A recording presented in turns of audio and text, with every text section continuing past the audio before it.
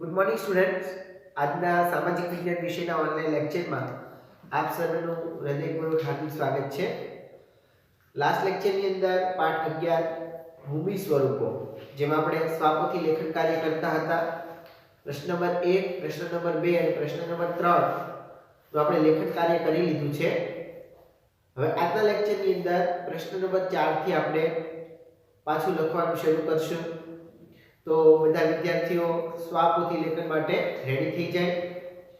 સ્વાધ્યાય પોથી છે પોતાના બેગમાંથી લઈ અને સ્વાપોથી આજે તમારે લેખન કાર્ય કરવાનું છે. પ્રશ્ન નંબર 4 છે એમાં બંધ બેસતા જોડકા જોડો. તો કે ઉત્તરના ખાનામાં વિભાગ બ નો ક્રમાંક લખો. એટલે જોડકા જોડવાના છે. દરેક પાઠની અંદર જોડકા આવે છે એ રીતે અહીંયા થોડા વધારે જોડકા આપેલા છે આ પાઠમાં. પેજ નંબર 87, પાઠ નંબર 11 ભૂમિ સ્વરૂપો. બધા વિદ્યાર્થીનું ધ્યાન છે બોર્ડ ઉપર. પ્રશ્ન નંબર 4 બંધ બેસતા જોડકા જોડો એ આપણે બોર્ડ પર લખશું. ક્વેશ્ચન 4 બંધ બેસતા જોડકા જોડો. એની અંદર છે વિભાગ અ, વિભાગ બ અને એનો આપણે આન્સર લખવાનો છે. એ આપણે લખશું અ. અની અંદર આપણને આપેલું છે હિમાલય, સાતપુડા, ત્યારબાદ છે અરવલ્લી,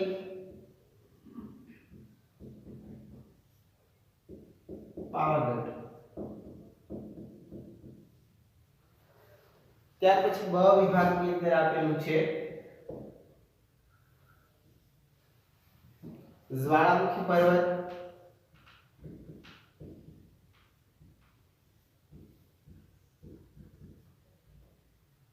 પછી સેકન્ડ છે અવશિષ્ટ પર્વત,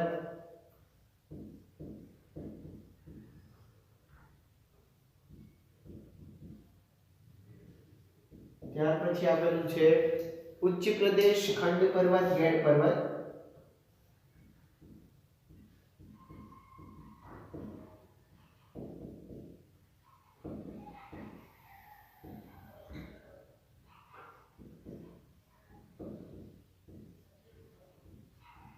ઓકે, હવે આપણે આન્સર લખશું. પહેલાની સામે, બીજાની સામે, ત્રીજાની સામે અને ચોથાની સામે. 1 2 3 4. અહીંયા પહેલું છે હિમાલય. તો કે હિમાલય છે કેવો પર્વત છે? તો આપણે લખશું ગેડ પર્વત છે. તો પાઠમાં સાથે જોડશું. ગેડ પર્વત કે જેની અંદર ગડી છે પડતી હોય નીચેના ભાગની અંદર, ઉપરના ભાગથી છે એ થોડો ઢળતો ભાગ હોય છે. સેકન્ડ સાતપુડા. સાતપુડા છે તો સાતપુડા ખંડ પર્વત છે. બીજાને જોડજો ચોથા સાથે. અરવલ્લીની જે ગિરિબાળા છે તો કે ત્રીજાને આપણે બીજા સાથે જોડશું. અવશિષ્ટ પર્વતની અંદર આવશે. અને પાવાગઢ, બરાબર, પાવાગઢ છે ચોથું. એની સામે આપણે ફર્સ્ટ જ્વાળામુખી પર્વત છે. પાવાગઢ અને ગિરનાર આ બે જ્વાળામુખી પર્વતો છે, ખાસ યાદ રાખજો. ચોથાની અંદર પહેલું. અહીંયા પહેલું જોડકું છે તમારે આ રીતે લખવાનું રહેશે, બરાબર. જોડવાનું પણ છે અને બોક્સની અંદર લખવાનું પણ રહેશે. ત્યાર પછી આપણે બીજું જોડકું છે એ જોઈએ. તો એમાં છે આલ્પ્સ, વિંધ્ય, ફ્યુઝિયામા અને પારસનાથ. બરાબર. ખંડ પર્વત, અવશિષ્ટ, ગેડ, આંતરપર્વતી અને જ્વાળામુખી પર્વત છે. બીજું જોડકું લઈએ.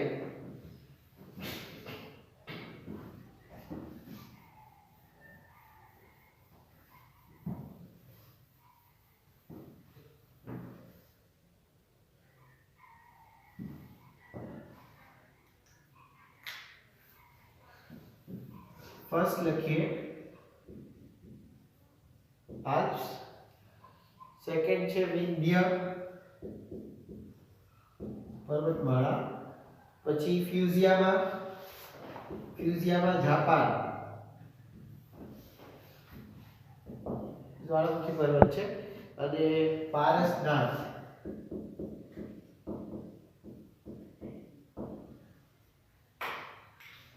એને આપણે સામે જોડીએ ખંડ પર્વત.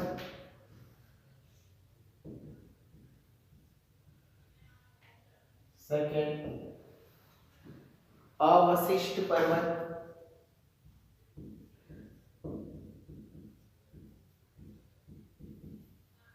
થર્ડ છે ગેડ પર્વત.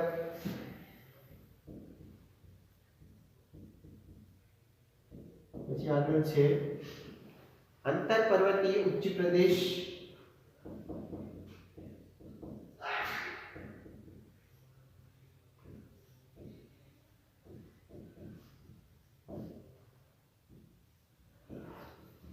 અને આગળ છે જ્વાળામુખી પર્વત.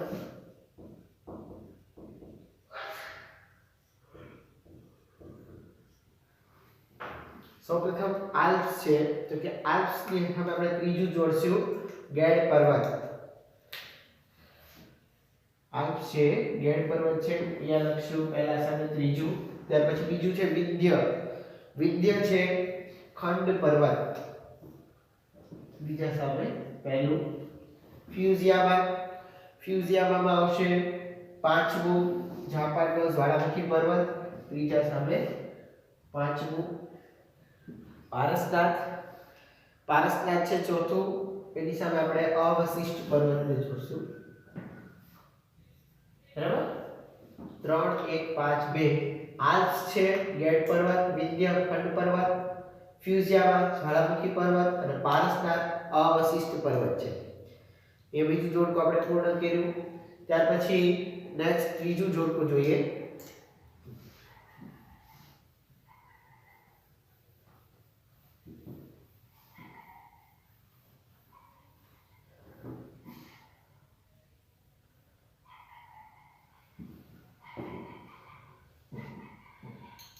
એમાં આવશે રોકીઝ, હોર્સ્ટ, ગિરનાર અને રાજમહેલ.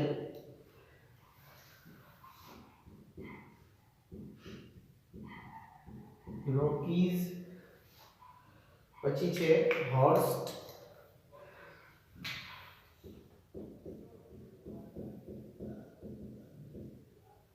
પછી થર્ડ ની અંદર આવશે ગિરનાર, ચોથું રાજમહેલ.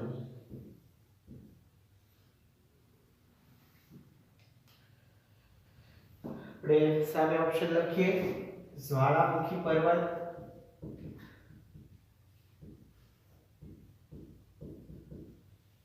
સેકન્ડ છે ગેડ પર્વત,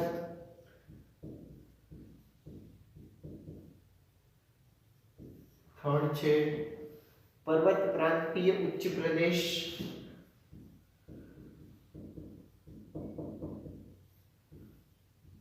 જે પર્વતોની વચ્ચે ઘેરાયેલો ઉચ્ચ પ્રદેશ હોય એટલે પર્વત પ્રાંતીય ઉચ્ચ પ્રદેશ. ભારતની અંદર માળવાનો ઉચ્ચ પ્રદેશ આવેલો છે, દખણનો ઉચ્ચ પ્રદેશ છે ખંડ પર્વત અને અવશિષ્ટ પર્વત.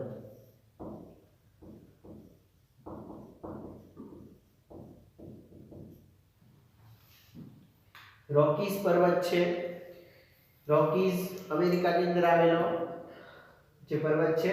તો આપણે પહેલાની સામે લખશું બીજું ગેડ પર્વત છે. ત્યાર પછી હોર્સ્ટ, બરાબર, હોર્સ્ટ જર્મનીનો પર્વત છે. તો બીજાની અંદર આપણે લખશું ચોથું ખંડ પર્વત છે હોર્સ્ટ.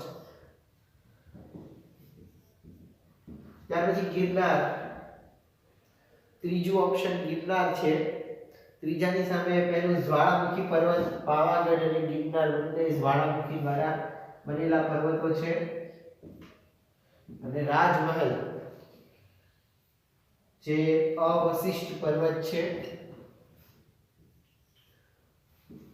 2 4 1 5 બરાબર 1 2 3 4 2 4 1 5 તો અહીંયા આ રીતે આપણે બીજું જોડકું છે પૂર્ણ કર્યું સોરી ત્રીજું જોડકું પૂર્ણ કર્યું હવે ચોથા જોડકાની અંદર આપણે લખીએ એની અંદર અ બ વિભાગની અંદર તિબેટનો ઉચ્ચ પ્રદેશ માળવાનો ઉચ્ચ પ્રદેશ બ્રાઝિલનો ઉચ્ચ પ્રદેશ અને પાર્ક આપેલા છે આપણને સહયોગી ભૂમિ સામુદ્રધુની આંતર પર્વતીય ઉચ્ચ પ્રદેશ ખંડી ઉચ્ચ પ્રદેશ અને પર્વતાંચલ ઉચ્ચ પ્રદેશ આપેલા છે ચોથું જોડકું જોઈએ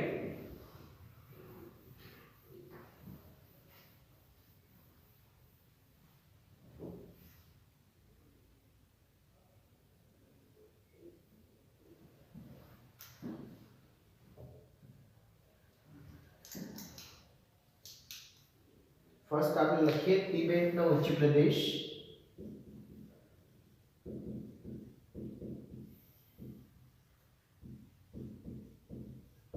સેકન્ડ માળવાનો ઉચ્ચ પ્રદેશ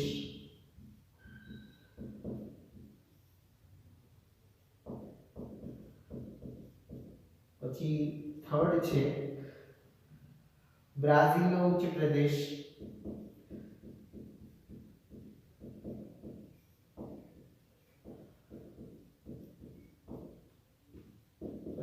फोर्थ છે પાલ્ક બની અંદર આપણે લખીએ સંયોગી ભૂમિ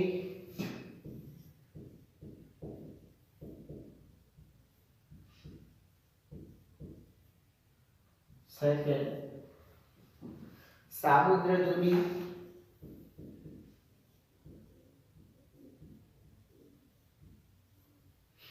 થર્ડ सहयोगी भूमि એટલે તમને બધાને ખબર હશે સામુદ્રધુની પણ ખબર હશે અંતર પર્વતીય ઉચ્ચ પ્રદેશ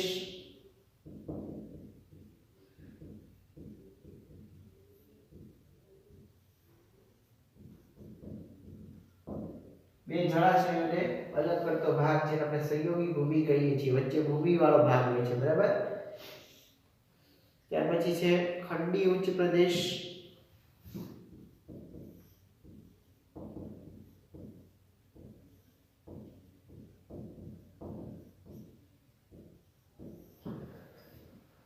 पर्वत प्रांतीय उच्च प्रदेश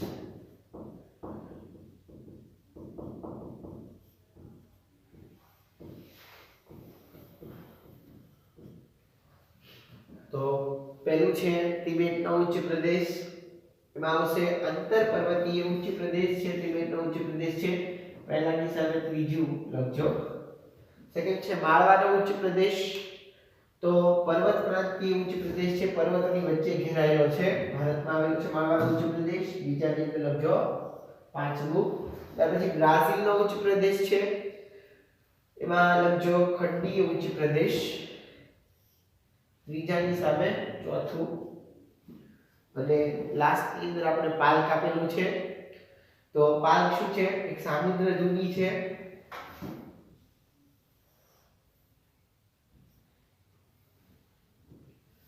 બે દેશો વચ્ચે ની જે નહેર હોય જેને આપણે પાલ્ક તરીકે ઓળખીએ છીએ પાલ્કની સામુદ્રધુની છે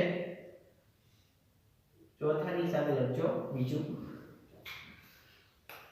તો અહીંયા આપણે જોડકા જોડ્યા પહેલું બીજું ત્રીજું ચોથું બરાબર ચાર જોડકાઓ છે પૂરા કર્યા છે તિબેટનો ઉચ્ચ પ્રદેશ તો કે અંતરપર્વતીય પ્રદેશ છે માળવાનો ઉચ્ચ પ્રદેશ છે માળવાનો ઉચ્ચ પ્રદેશ પર્વત પ્રાંતીય ઉચ્ચ પ્રદેશ છે બ્રાઝિલનો ઉચ્ચ પ્રદેશ ખંડીય ઉચ્ચ પ્રદેશ છે અને પાલ્કની જે છે એ એક પ્રકારની સામુદ્રધુની છે જે બે દેશો વચ્ચેના જળાશયોને જોડવાનું કામ કરે છે આપણે આગળ જોઈએ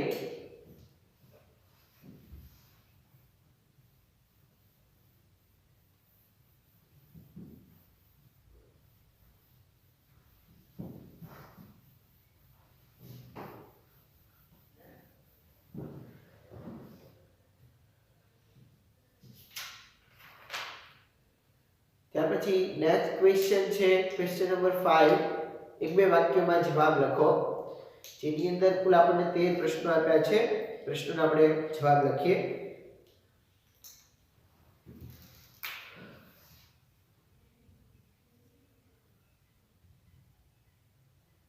એક બે વાક્યમાં જવાબ લખો.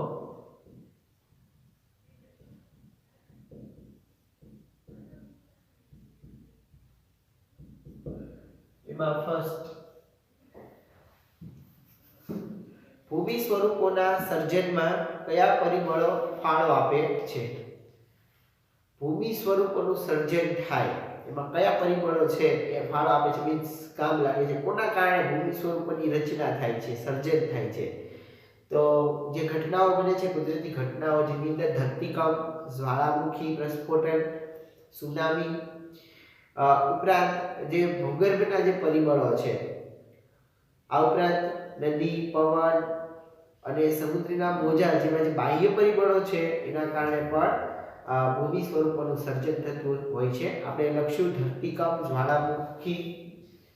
સીધા આન્સર લખવાના છે તમારે, બરાબર? તમારી સ્વાધ્યાય પોથીની અંદર ક્વેશ્ચન છે ધરતીકંપ,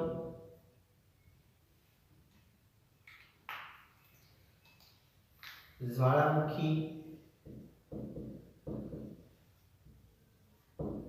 સુનામી, જાપાની શબ્દ છે સુનામી, બરાબર? આગળ આપણે ત લખીએ છીએ પણ બોલીએ છીએ સુનામી જેવા ભૂગર્ભના પરિબળો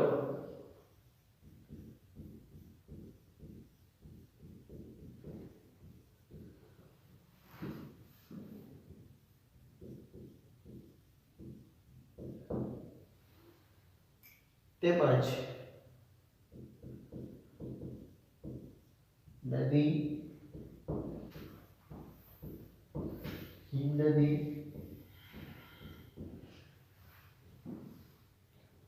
સમુદ્રના મોજા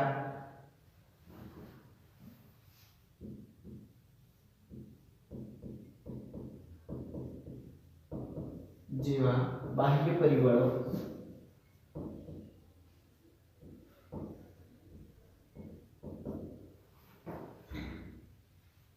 ફાળો આપે છે.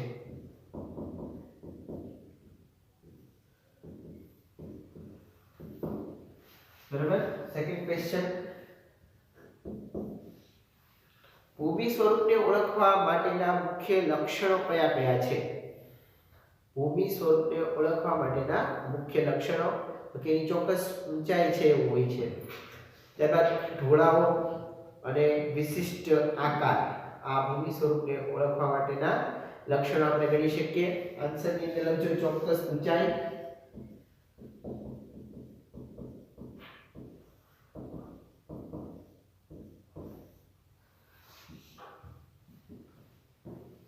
ઢોળાવ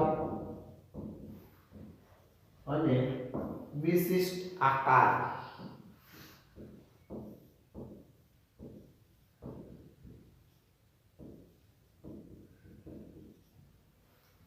ત્યાર પછી થર્ડ, ભૂમિ સ્વરૂપના મુખ્ય પ્રકારો કયા કયા છે? પર્વતો, ઉચ્ચ પ્રદેશો અને મેદાનો.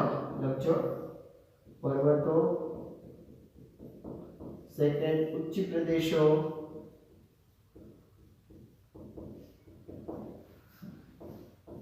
થર્ડ મેદાનો. ત્યાર પછી આગળ ફોર્થ, ખંડ પર્વત કોને કહેવાય? આપણે ખંડ પર્વત કોને કહેવાય એનું દ્રષ્ટાંત પણ લખવાનું છે. દ્રષ્ટાંત આપો તો કે ભૂગર્ભિક બળના લીધે ભૂમિ સ્તરો છે એમાં ખેંચાણ બળ લાગે છે, અને ખેંચાણ બળ લાગતા એમાં તિરાડ કે ફાટ પડતી હોય છે, અને આજુબાજુના જે ભાગ છે બેસી જાય, અને વચ્ચેનો ભાગ છે એકદમ સ્થિર રહી અને બાજુના બંને ભાગો છે એ બેસી જાય, તો તેને આપણે ખંડ પર્વત તરીકે ઓળખીએ છીએ. લખજો ભૂગર્ભિક બળોને લીધે બે ભૂમિ સ્તરો પર ખેંચાણ બળ લાગે છે,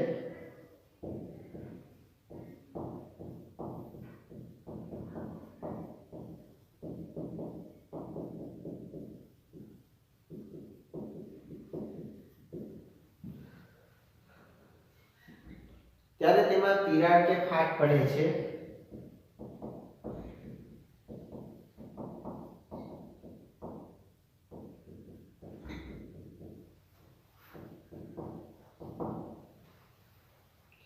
એથી આજુબાજુનો આથી શું થાય તો કે આજુબાજુનો બે ભાગ છે એ બેસી જાય છે અને વચ્ચેનો ભાગ સ્થિર રહે છે.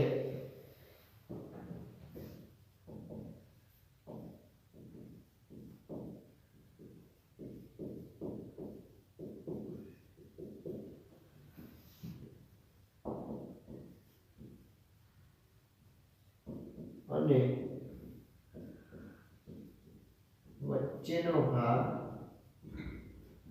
સ્થિર રહે છે.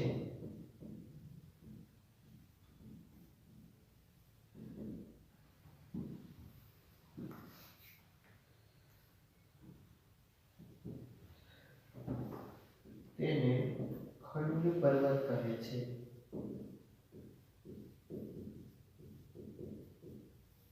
ઉદાહરણની અંદર દૃષ્ટાંતમાં લખશું. ભારતની અંદર આવેલો નીલગિરી, સાતપુડા અને વિંધ્યાચલ. ભારતમાં નીલગિરી, સાતપુડા અને વિંધ્યાચલ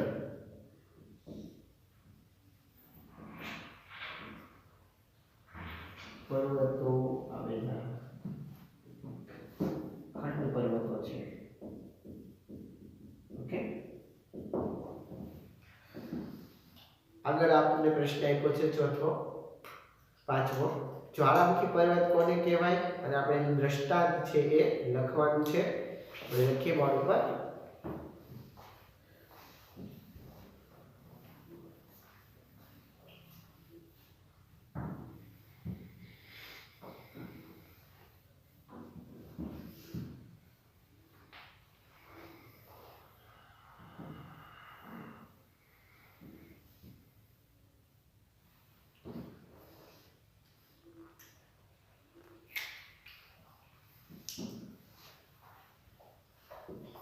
પાંચમું,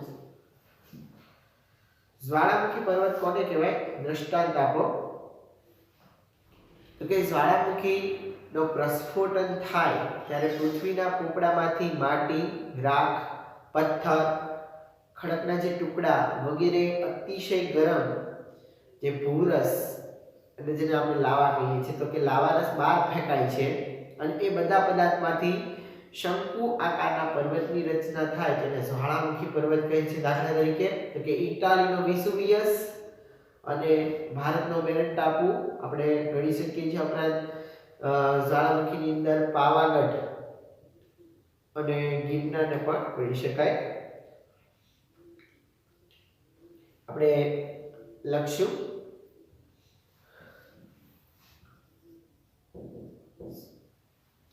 જ્વાળામુખી ફાટતા પ્રસ્ફોટન થતા, બરાબર, પ્રસ્ફોટનથી બહાર ફેંકાતા પદાર્થો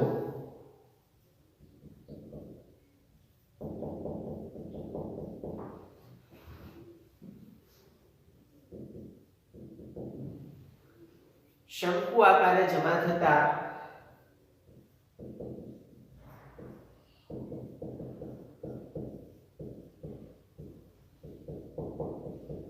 તે જ્વાળામુખી પર્વત બને છે.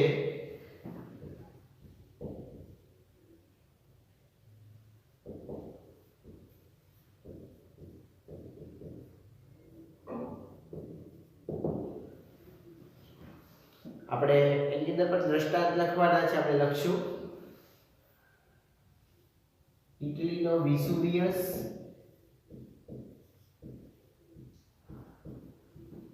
જાપાનનો ફ્યુઝિયામા,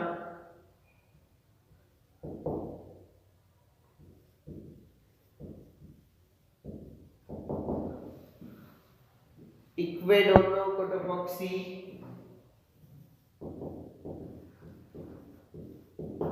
નામ યાદ રાખજો ખાસ, આ બધા જ્વાળામુખી પર્વત છે. ઇક્વેડોરનો કોટોપોક્સી, ભારતની અંદર આવેલો બેરન ટાપુ, ભારત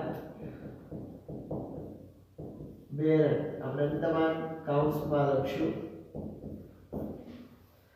અને પાવાગઢ અને ગિરનાર ગુજરાતના પાવાગઢ અને ગિરનાર એ જ્વાળામુખી પર્વતો છે.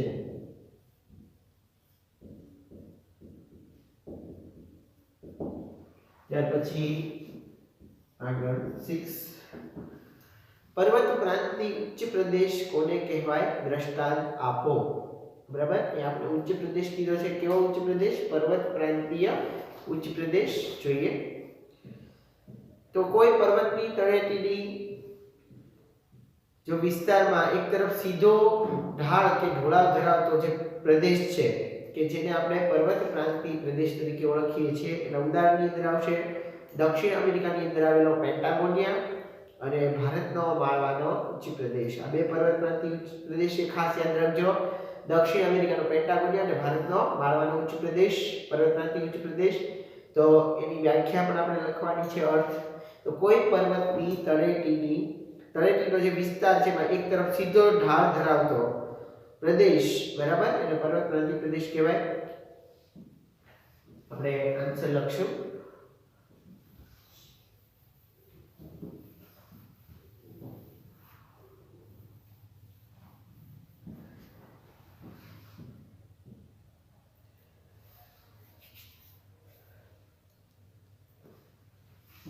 કોઈ પર્વતની તળેટીનો વિસ્તાર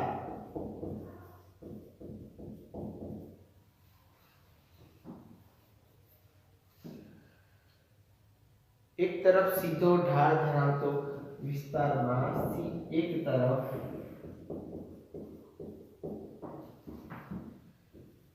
સીધો ઢાળ ધરાવતો પ્રદેશ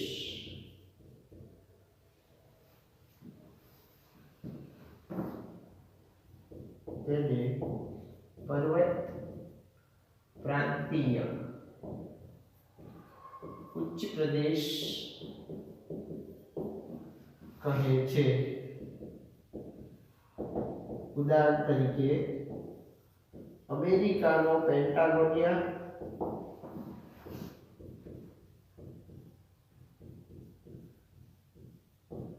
અને ભારતનો માળવાનો ઉચ્ચ પ્રદેશ.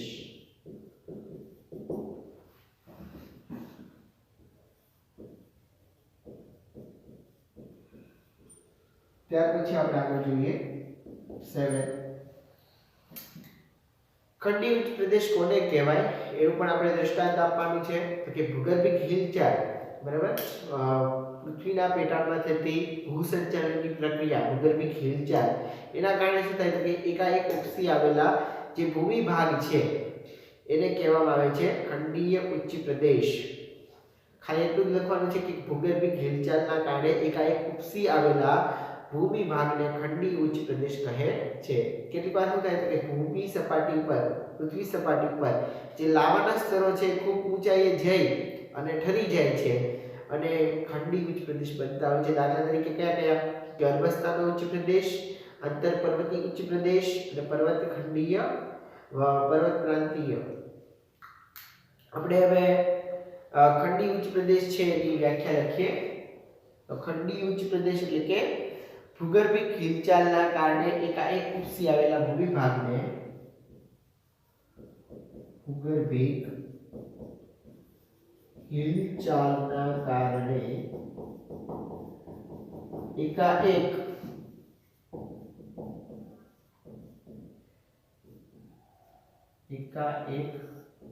ઉપસી આવેલા ભૂમિભાગને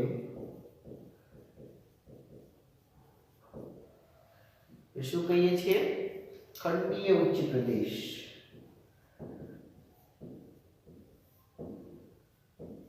ખંડીય ઉચ્ચ પ્રદેશ કહે છે. જેની અંદર આપણે ઉદાહરણની અંદર લખશું અરબસ્તાનનો ઉચ્ચ પ્રદેશ.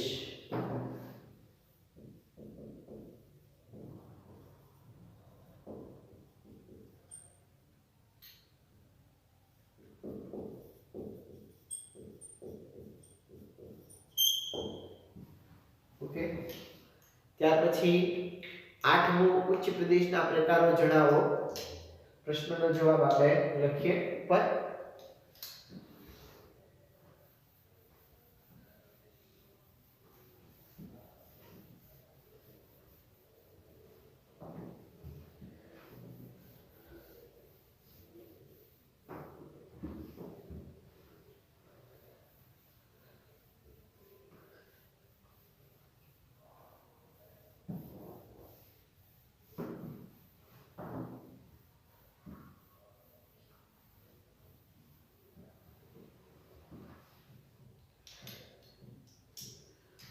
ઉચ્ચ પ્રદેશના પ્રકારો જણાવો. 8માં લખજો. એમાં આપણે સીધા જવાબ લખીએ આંતર પર્વતીય ઉચ્ચ પ્રદેશ,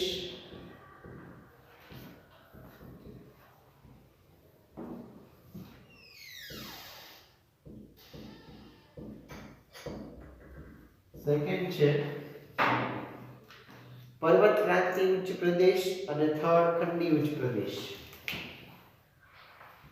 પર્વત ક્રાંતિય ઉચ્ચ પ્રદેશ,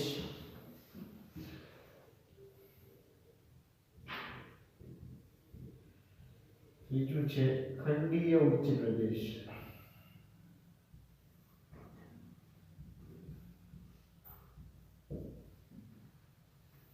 ત્યાર પછી 9મું છે ઘસારનું મેદાન કોને કહેવાય? ઉદાહરણ આપો. તો પર્વતોને ઉચ્ચ પ્રદેશો, નદી, પવન, હિમનદી જેવા પરિબળો દ્વારા ઘસાઈને બનતું મેદાન એટલે ઘસારનું મેદાન. ફરીથી પર્વતો, ઉચ્ચ પ્રદેશો, નદી, પવન, હિમનદી જેવા પરિબળો દ્વારા ઘસાઈને બનતું મેદાન એટલે ઘસારણનું મેદાન. ઉદાહરણ તરીકે તો કે પશ્ચિમ સાઇબેરિયાનું મેદાન. જવાબ લખશું.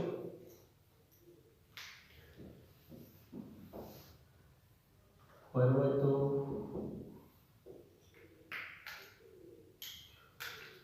ઉચ્ચ પ્રદેશો,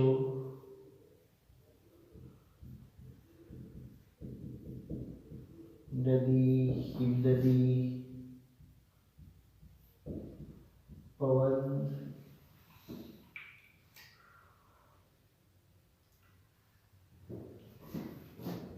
જેવા પરિબળો દ્વારા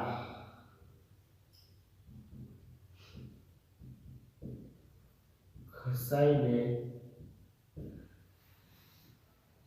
બનતા મેદાનને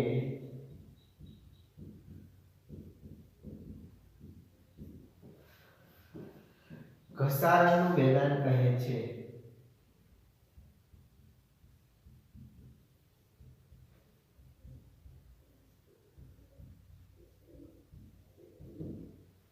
ઉદાહરણ તરીકે પશ્ચિમ સાઇબેરિયાનું મેદાન.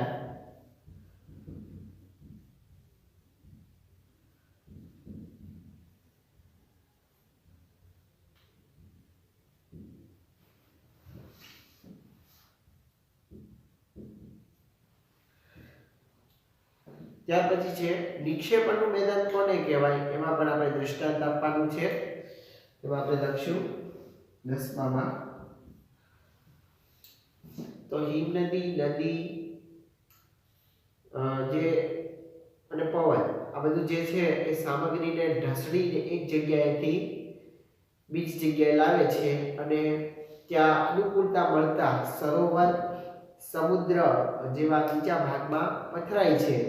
તો તેને આપણે કહીએ છીએ નિક્ષેપણનું મેદાન. ભારતની અંદર આવેલું છે ગંગા યમુનાનું મેદાન એ નિક્ષેપણનું મેદાન છે. લક્ષ્ય જવાબ નદી, હિમનદી ને પવન જે સામગ્રી ઢસડીને એક જગ્યાએથી લાવે છે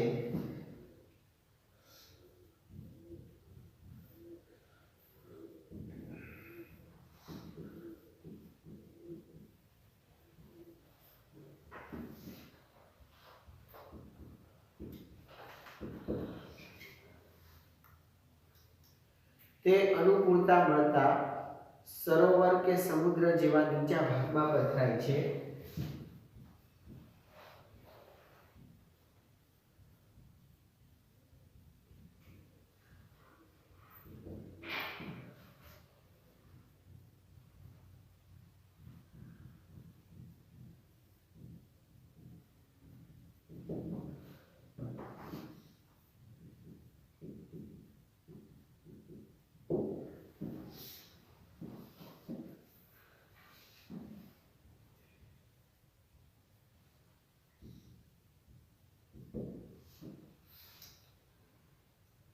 દાખલા તરીકે ભારતની અંદર ગંગા યમુનાનું મેદાન,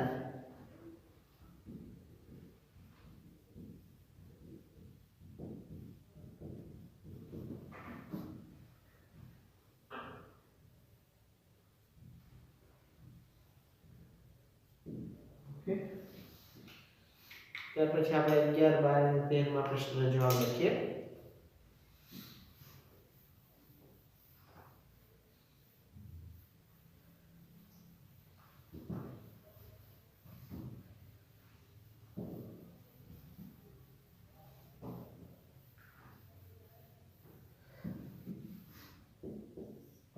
છે ઉપસાગર એટલે શું? દ્રષ્ટાંત આપો. આપણે ઉપસાગર એટલે શું? ઉપસાગર એટલે કે મહાસાગરનો જે જળ ભાગ છે એનો આંશિક ભાગ એટલે ઉપસાગર આપણે કહી શકીએ. તે જમીન ફરતે ખુલ્લા વિશાળ સરોવર જેવો આકાર છે ધારણ કરે છે. મહાસાગરના જળભાગનો આંશિક ભાગ એટલે ઉપસાગર. બરાબર. ભારતની અંદર બંગાળનો ઉપસાગર આવેલો છે. ઉપસાગર એટલે મહાસાગરના જળનો આંશિક ભાગ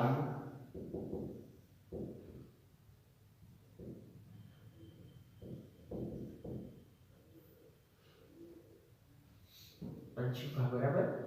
ભારતમાં બંગાળનો ઉપસાગર આવેલ છે.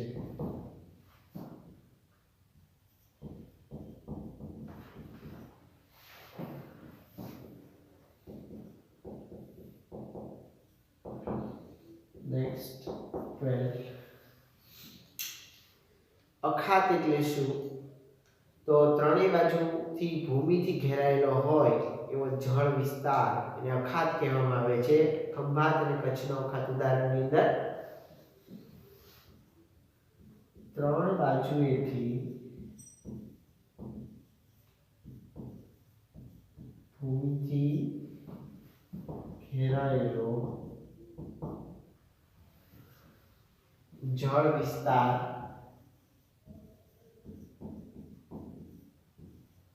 જેને અખાત કહે છે.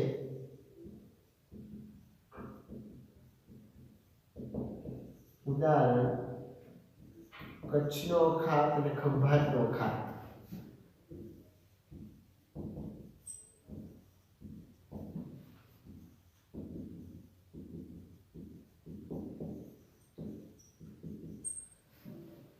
ત્યાર પછી નેક્સ્ટ જોઈએ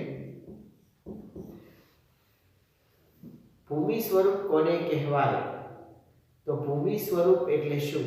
તો ભૂમિ સ્વરૂપ એટલે કે ભૂપૃષ્ઠના વિવિધ રૂપો સમુદ્રની સપાટીથી જુદી જુદી ઊંચાઈ આવેલા વિશિષ્ટ આકાર અને ઢોળાવ વાળો જે ભૂપૃષ્ઠ ધરાવતો ભાગ જેને આપણે ભૂમિ સ્વરૂપ તરીકે ઓળખીએ છીએ. ભૂમિ સ્વરૂપ એટલે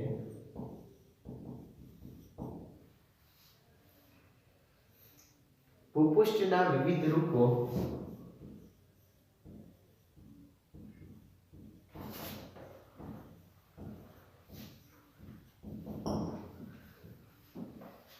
સમુદ્રની સપાટીથી જુદી જુદી ઊંચાઈએ આવેલા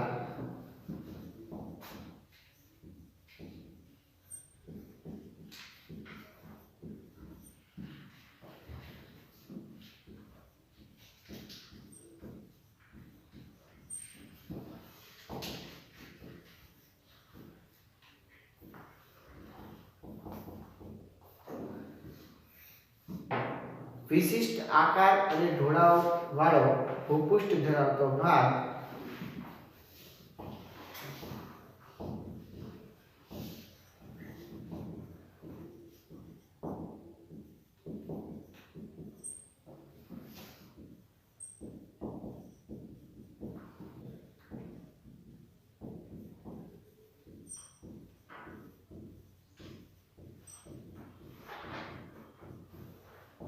બરાબર ભૂમિ સ્વરૂપ તરીકે ઓળખવામાં આવે છે.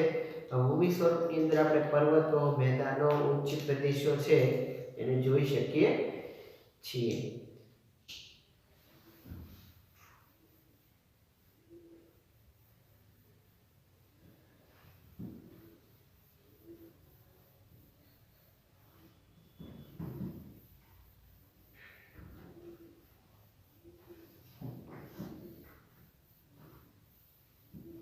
હવે આપણે આગળ ક્વેશ્ચન નંબર 6 જોઈએ. નીચેના પારિભાષિક શબ્દોની સમજૂતી લખો. અલગ અલગ પારિભાષિક શબ્દો છે, જેમાં છે પહેલું કેપ ભૂશીર, સેકન્ડ છે ટાપુ આઇસલેન્ડ, ત્યાર પછી છે ખીણ વેલી, ત્યાર પછી છે સામુદ્રધુની અને સંયોગી ભૂમિ.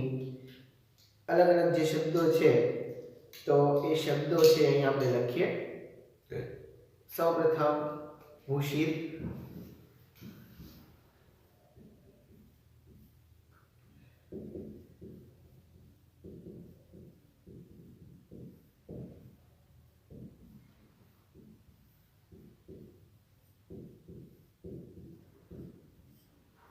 ભૂશીર એટલે શું?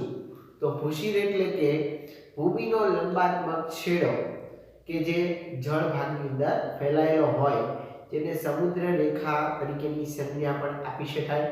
દાખલા તરીકે તો કે કન્યાકુમારી ભારત અને cape of good hope Africa. આપણે લખશું ભૂશીર એટલે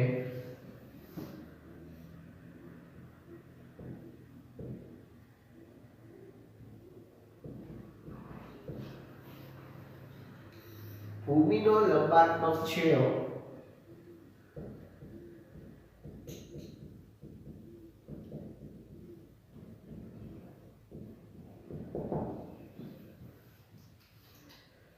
જે જળ ભાગમાં ફેલાયેલ હોય છે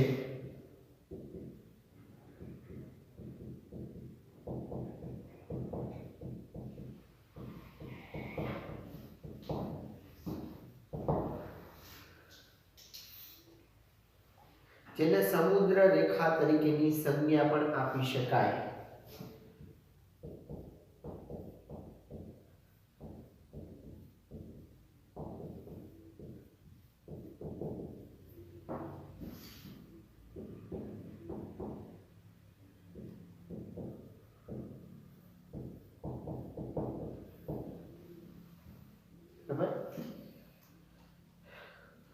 દાખલા તરીકે કન્યાકુમારી ભારત અને cape of good hope Africa.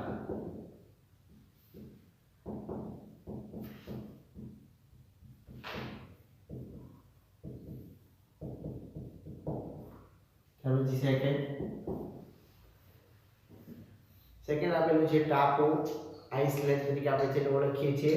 તો કે જે ભૂમિ ભાગ ચારે બાજુથી જળ વિસ્તારથી ઘેરાયેલો હોય તેને ટાપુ તરીકે ઓળખવામાં આવે છે. ઉદાહરણ તરીકે લક્ષદ્વીપ, અંદમાન નિકોબાર ટાપુ, બેટ દ્વારકા, પિરોટન છે, નરાબેટ છે, પિરમબેટ, શિયાળબેટ.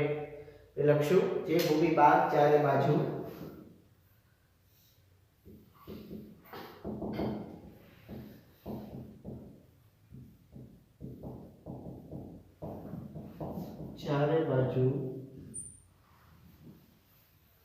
જળ વિસ્તારથી ઘેરાયેલો હોય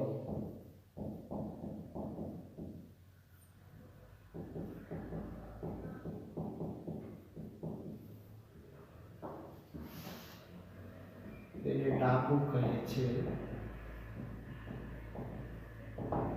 ઉદાહરણ તરીકે લક્ષદ્વીપ,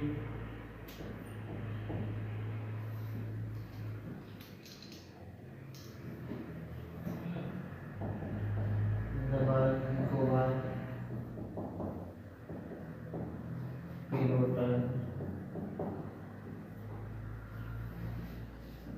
પિરામિડ પિરામિડ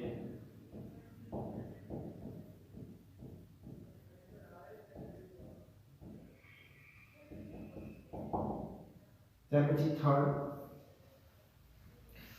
ખીણ વેલી પર્વતોની હારમાળા વચ્ચે આવેલો નીચાણવાળો ભાગ ખીણ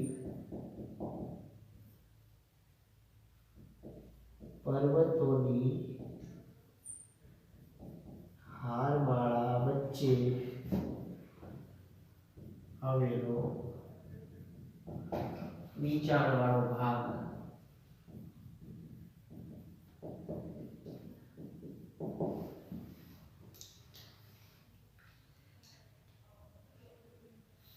દાખલા તરીકે આપણે લખશું કાશ્મીરની ખીણ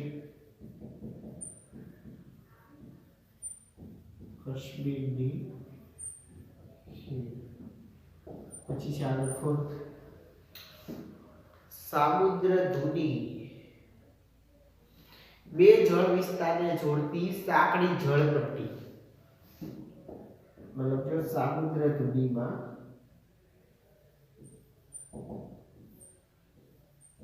બે જળ વિસ્તારોને જોડતી સાંકડી જળપટ્ટી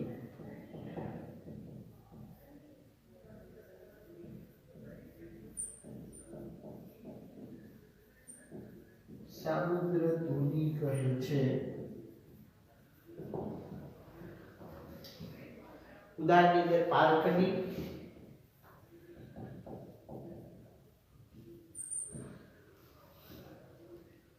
અને પાલકુની જે છે બરાબર એ શ્રીલંકા અને ભારતને જોડે છે.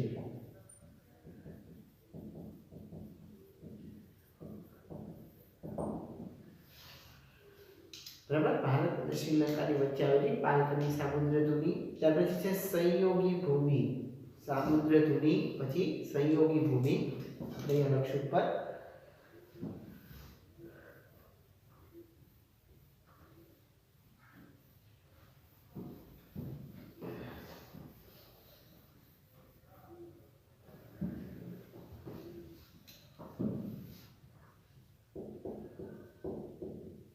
સંયોગી ભૂમિ બે જળ વિસ્તારને અલગ કરતી સાંકડી ભૂમિ પટ્ટી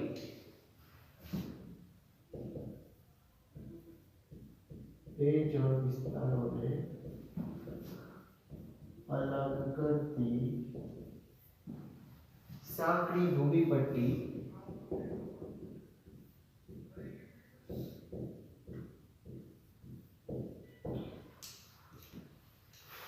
સંયોગી ભૂમિ કહે છે.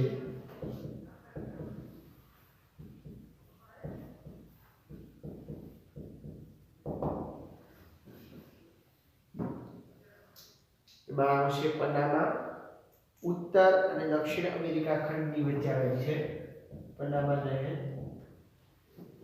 બરાબર ન્યૂઝપેપરમાં પણ ખૂબ ચર્ચામાં રહેલી આ નહેર ઉત્તર અને દક્ષિણ અમેરિકા ખંડની વચ્ચે ઉત્તર અમેરિકા અને દક્ષિણ અમેરિકા ખંડની વચ્ચે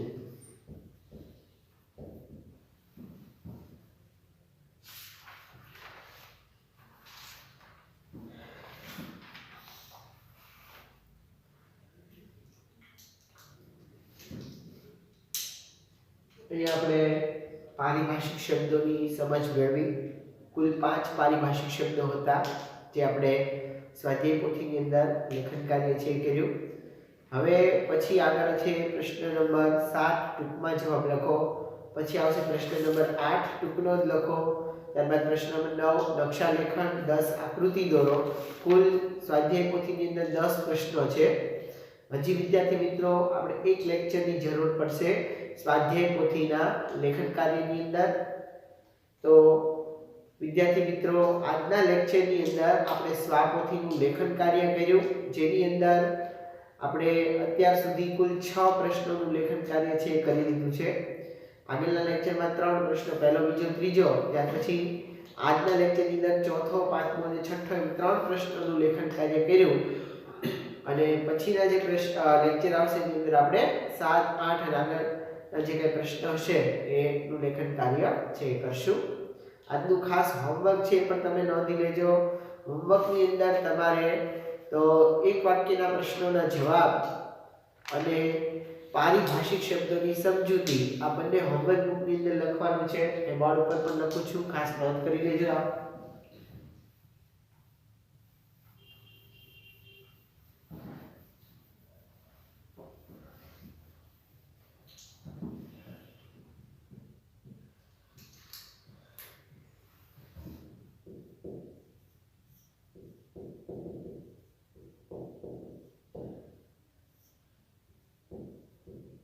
સ્વાપોથી માંથી પ્રશ્ન નંબર 5 અને 6.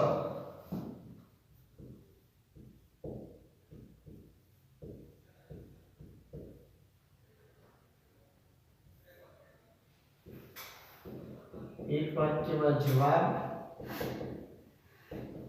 અને પારિભાષિક શબ્દો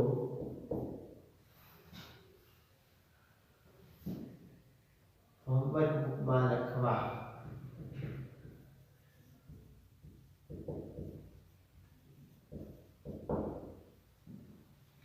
ઓકે, તમારું આજનું હોમવર્ક રહેશે પ્રશ્ન 5 અને 6 હોમવર્ક બુકમાં લખવાના છે દરેક વિદ્યાર્થીએ. ત્યાર પછી સારો એક ફોટોગ્રાફ પાડી અને મોકલી દેવાનું રહેશે હોમવર્ક. તો વિદ્યાર્થી મિત્રો, આજના લેક્ચરની અંદર આપણે સ્વાપોથી લેખન કાર્ય કર્યું. હવે નેક્સ્ટ લેક્ચરમાં મળશું ત્યારે પાઠની પૂર્ણાહુતિ છે કરશું, સ્વાપોથી લેખન કાર્ય કરશું. તો આજના લેક્ચરમાં બસ આટલું જ. ફરીથી નવા લેક્ચરની અંદર પાછા ઉપસ્થિત થઈશું. આવજો, આભાર, થેન્ક યુ સો મચ.